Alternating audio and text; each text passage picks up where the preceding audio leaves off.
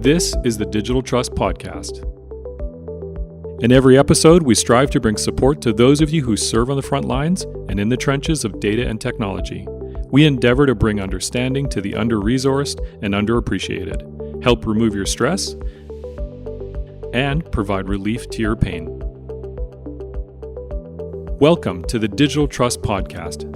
Sit down with us as we give you hard-hitting advisory conversations to help you build digital trust with your stakeholders and clients, and actionable takeaways to help you become a digitally trustworthy organization.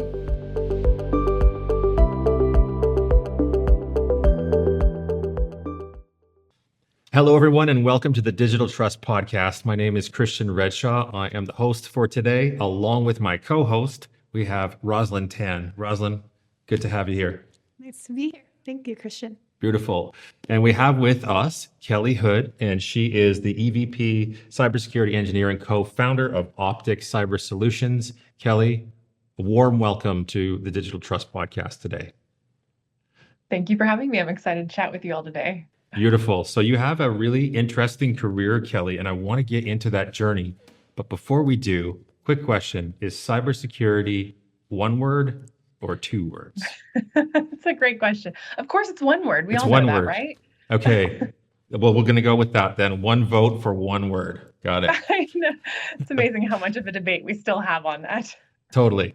So now that we have the most important topic out of the way, let's get to the second most important thing, which is you and your career journey. So take us from the beginning. How on earth did you find yourself in cybersecurity, and how did you get to co-found a company? Right. No, that's a great question. And I think, like many, it was not a straight path to get here.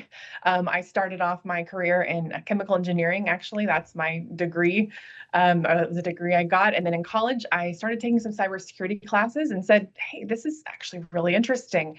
And I found that I had, my passion laid there. And so my senior year of college, I made all of my advisors really mad because I went in and subbed out all of my credits for as many cyber classes as I could without having to change my major. And then I was off to the races from there. I started off in commercial product validation and then moved over into working on the NIST cybersecurity framework, working with companies doing assessments. And then that's brought me to Optic in 2019. We had an opportunity, my co-founder and I, to go out on our own doing work that we had been doing. And it's been a wonderful experience. We working between helping to build out standards, supporting the NIST cybersecurity framework, supporting build out tools, and then helping people actually use them. Awesome. Kelly, as a cybersecurity leader, what do you think the perception is of you or others like yourself from IT folks? That's an interesting question. And I think it definitely depends. Either we get a warm welcome of please help us, or a why are you here and please go away. So depending on the size of the company and sometimes the environment, I think we're seeing more and more people recognizing, now that, cybersecurity is important and it's something we can't ignore. But a lot of times there have been adversarial situations where security gets in the way. It makes my job harder. And so that can be a little bit trickier to come into that. So just following up on that then, Kelly, so IT folks typically have varying degrees of cybersecurity knowledge, and it usually falls on their shoulders. So for some IT folks that maybe are early on in starting to take on those security responsibilities, the technology, of course, but also the people elements of awareness training and the policy development, how would you advise that they begin that journey and take the right approach to cybersecurity as an IT practitioner? Yeah, no, that's a really interesting question, because sometimes it's so easy to get, to hear, a great pitch about a new tool or a technology or something, and you think, oh my gosh, this is wonderful. And it probably is, but it might be just a piece of the puzzle. And so one thing I like to recommend is to start with some kind of a framework or structure. And a lot of times I use the NIST cybersecurity framework just to figure out what piece of the puzzle are we talking about. And it might be several pieces, but a lot of times we see that people get very focused on one thing because it's what they know, it's what they understand. And sometimes it can be at the cost of other things. So I think just kind of knowing where you fit in the world and what that technology is or what that tool is intended for, and is this the most important thing I need to focus on with our we all have limited resources and budget. Yes. So sometimes it can be kind of looking up before we dive in and making sure we're diving in on the right place. Mhm. So now that's you interfacing with the IT folks. What about the IT folks and maybe sometimes even the security folks interfacing with the business and the business leaders? Have you found that there is often or sometimes a bit of a communication gap or a language barrier there?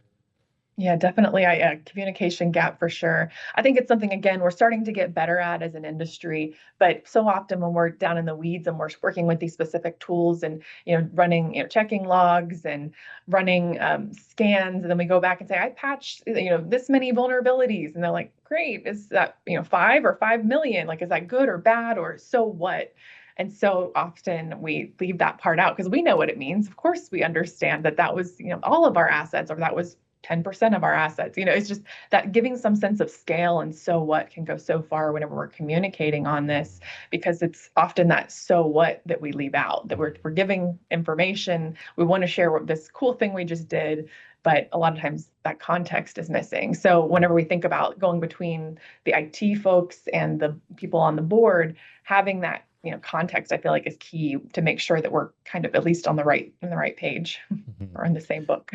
Yeah, I mean, we have so many topics to cover today, but I would really love at some point to keep going down that path. And maybe just one more thing on that. You mentioned budgets, you mentioned the so what factor, and that would be so helpful to bridge that gap.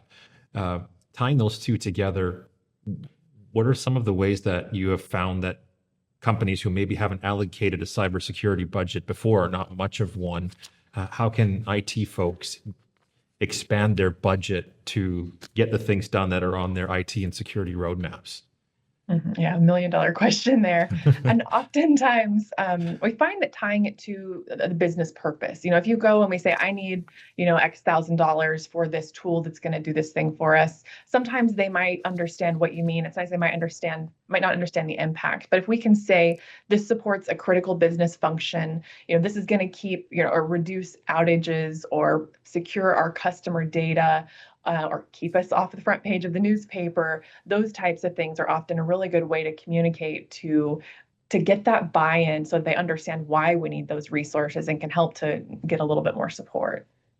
That's awesome. Kelly, what are the unique challenges that small organizations face when they're trying to implement a cybersecurity framework? Yeah, so I'd say either the budgeting and resources is something we see a lot, but also just the time. I mean, there's a lot of things, there's a lot of different, pieces of the puzzle that we were talking about. If we think of something like the NIST cybersecurity framework, there's 106 different subcategories, things to think about. And that can sometimes feel overwhelming. And where do I start and what do I need to do first?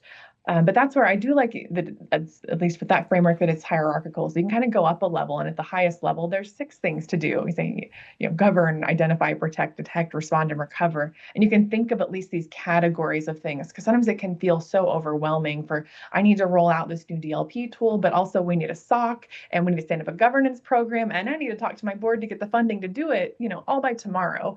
And that's it's a challenge to do that. But that's where I think, creating that structure and maybe not getting too far into the weeds, creating that plan up front can be helpful.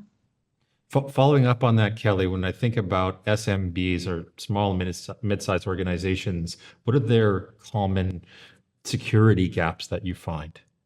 And just to set a bit of context, what I have seen out there, what we've experienced is it's usually awareness training, it's vulnerability management, and incident response planning are usually the first 3 things that we see are missing or not mature in an organization. Have you found similar? Right. Yeah, I think training is definitely a key one, and we're hearing that more and more. That we don't, fear of, I'd say, the malicious insider, but so much of the time it's not malicious at all. It's just somebody that didn't know that they shouldn't, do something, or they, wrote the password down and emailed their Gmail account because they wanted to work from home. But having that, I think there's just so many. Everything is so connected now, and we want to work easier and smarter and more efficiently. And sometimes that's not the most secure way to do it. But if we're not communicating that to our team, which takes time, and some some message that we've thought through to pass along, it really can be a problem. So we see, I think you're right. You kind of hit the nail on the head there with, I do think training is a key one that we see about just understanding, not just for the cybersecurity team, but for the other people across the company, that cybersecurity training doesn't just go out to the IT person that's responsible for this, but it needs to go to the CEO, to, HR, to everybody that has some sort of, that's touching your data, accessing your systems, about what the right way to handle it is. Excellent. We have time maybe for another minute here, Kelly, today. I wanted to just at least mention the concept of data privacy. I believe it's something that you touch on as well with your clients. So I guess quickly, two-part question. What do you think the relationship is between security and privacy, and how far do you go with your clients down the privacy road? Yeah, no, there's definitely an overlap there. And that's something we do talk about a lot, because it's something that can be easily conflated together. I think sometimes with security practitioners, we think, oh, it's just covered by security, but there are unique nuances there with, you need to minimize the amount of data that you have. Like, do we really need to collect all of this information? Maybe we just don't collect that, and so we don't have to protect it in the first place. So there are some key points there that we do talk through and try to focus on from a privacy aspect, to make sure that we're not only securing the data we have, but we're using it for the right purposes. Not collecting it for one reason, using it for another reason, only taking what we have. But again, it's so easy to say, well, we might need it tomorrow. It might be useful. Why don't we just collect this information? So that is, a whole different set of interesting conversations that can arise there. And I think that's all we have time for today on that privacy note, but we'll end there. And Kelly, thank you so much for being with us today. And I want to say a special thank you to our viewers and listeners for being part of this conversation and spending part of your day with us. And we'll see you in the next episode. Thanks for joining us today on the Digital Trust Podcast. If you found this conversation helpful, please share it with someone you care about. And if you'd like to receive our monthly newsletter, please click the link in the description to subscribe. And to put your mind at ease, our newsletter will include episode summaries with key points and actionable takeaways, plus a heads up on the upcoming episode guests. Rest assured, it won't be a spammy sales message, and we will never sell or share your information. Thanks again for tuning in, and we will see you on the next episode.